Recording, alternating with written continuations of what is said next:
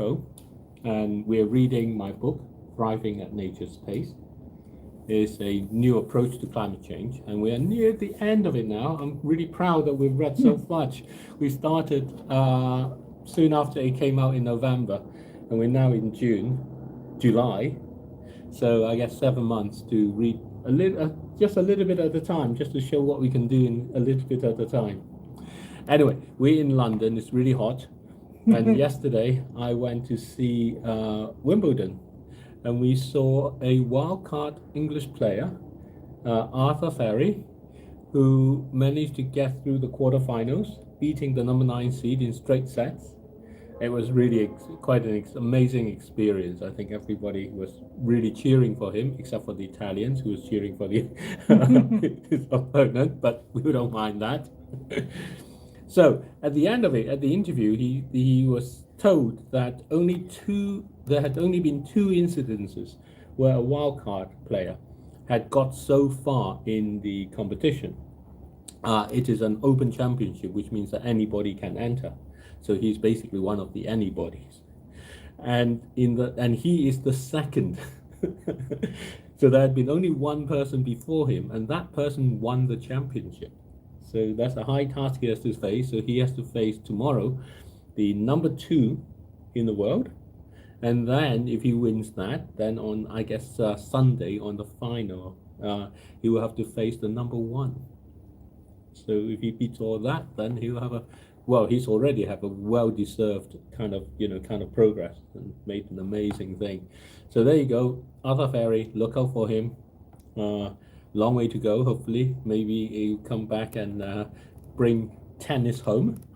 And you never know, the English football team actually won their game the last time against Mexico in Mexico City, something that had not really been done by anyone. I think only 3 times had a non-local team beat Mexico in Mexico City because of the altitude and all the rest of it. So maybe they'll get far as well. They play Norway next. So this could be the year for English sports. Anyway, back to the book. And this is now going to go on about global commons. And the book is about an approach where people get to decide whether they want to keep oil and gas and coal in the ground or not. And if they choose to do so, the way they can do it is by taking the ownership of, say, a barrel of oil and gas and coal at a time, and then returning it to nature formally as themselves, and in return be rewarded with a new digital currency, a Thrive coin. So it becomes a motivation for them to do that. And the way it can work is that a community, if they create a community business or community support setup and system in whatever form it is, then they can partner with the government owners for the ownership of the oil and gas and coal, and then allow that to create a local currency they can use. So it becomes something that's very useful for them today, rather than have to think about what it may be in the future. And of course, that opens up the question about global commons, which are things that affect everybody, but that everybody wants, in some sense, to have a say over and use. And in this section on global commons, I'm going to start by companies as global commons. So normally we think of companies as private things, but sometimes, as we're seeing, some companies are now so big and they influence everybody in that way. We need to think about them not as private, but somehow as something that is everybody's, a global commons. So the conflict between investments and global commons need a radically new type of business ownership to manage materials and processes that destroy nature's boundaries. One example away from oil and gas and coal is the issue of rare earths. Their mining and refining produce thorium among the waste products. Thorium is sufficiently toxic to be of serious concern. It causes a variety of cancers, and most troubling, its half-life is 14 billion years. This is longer than the age of the universe. The tons of radioactive toxic wastes, the production of 1 ton of rare earth metals produces 2,000 tons of radioactive toxic waste. That's billions of tons of radioactive toxic waste a year. In particular, the polluter pays principle just does not work. It allows the polluting to happen. The harm is already done, and the paying is an indulgence to wash away the harm. Current investment models for companies cannot deal with radioactive toxic waste of that magnitude. The chicken and egg problem of who should pay simply does not work. The supposed principle of polluter pays does not work. It's always society that pays. Polluting commercial companies will always have an agenda set by their owners. They will never opt not to pollute. They pay, but that's only so that they can pollute more. It just becomes part of the cost of doing business. They will always be able to justify their actions by arguing the benefits of what they're doing. There will always be benefits and there will always be harm. For something that remains toxic for longer than the life of the universe, the global citizenry has to have control. Back then to oil and gas and coal, the companies that produce these are already in existence. They need to be transformed into corporate global commons. Transformational ownership is a proposal to do this.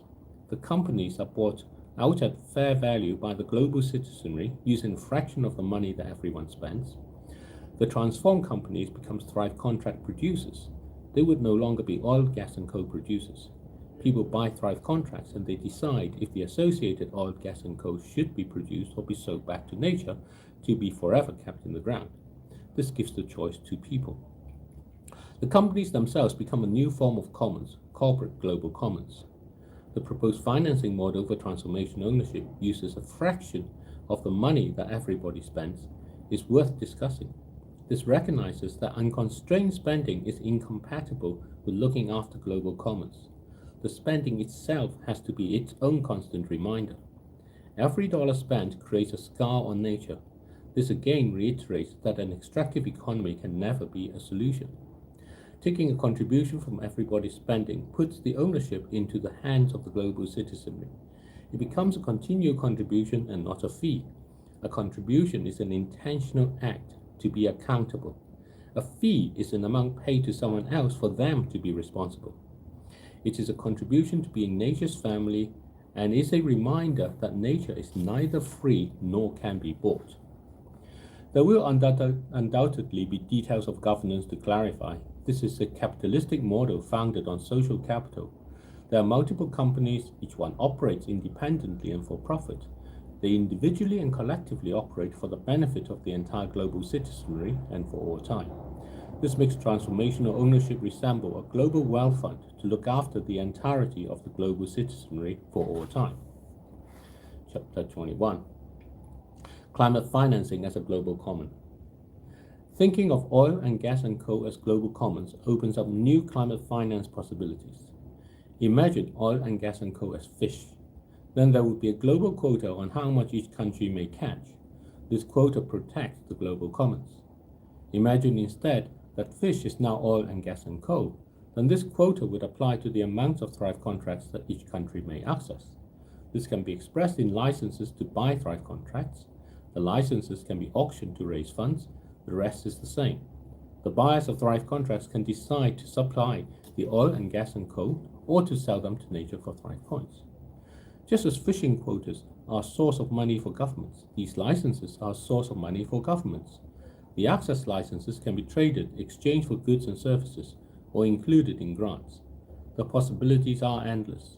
Each government is free to decide how they are to be used. The world uses 80 billion barrels of oil equivalent in oil and gas and coal each year. Actually, it's more now since the time of writing, and that was only half a year ago. Say for the sake of argument that the price of an access license is $10 per Thrive contract, and each Thrive contract is 1 barrel equivalent of oil and gas and coal. This represents the best part of $1 trillion a year. It would match the climate financing that is being called for. This is not carbon taxing. Carbon taxes only bring in money for governments after the oil and gas and coal have been used. This brings in money without needing the oil and gas and coal to be used. This makes it possible to have climate financing that does not make climate change worse. In fact, the more the Thrive contracts develop, the more the economy shifts to nature's pace, and the more money this will raise for governments, and the better for the climate. The UNFCCC has an effective table of development needs for each country that drives the negotiations for climate finance. They can use this to negotiate the allocations, and this can replace the stalled climate finance negotiations. This gives developing countries a valuable tradable asset to use to buy goods and services from developed countries. They are now equally wealthy players and no longer need grants and loans. For oil, gas, and coal-producing countries, the access licenses enhance their economics. The licenses will promote the use of dry contracts, which will allow them to make money from their oil and gas and coal reserves no matter whether they're extracted or not. This gives them greater opportunity to sell reserves they may not reach for some years and use the money to prepare their own countries for climate change. The money to pay for the access licenses ultimately comes from the capital markets. This is simply the money that everybody spends. This means it is for the global citizenry that is providing the capital to close development gaps. Each country can be a part of this development through access licenses. It achieves the UNFCCC's objective of stabilizing greenhouse gas concentrations and developing sustainable growth. Treating oil and gas and coal as global commons makes climate finance possible. There you go. So those two are part of the beginning of the part of arguing for transformation ownership. My book, Thriving in Nature's Space. And the next chapter we're going to oil and gas and coal infrastructure, which is the biggest infrastructure we have. And yeah, I think I'll pause now and do that the next time before we go on to a longer part on transformation ownership itself and then the conclusion.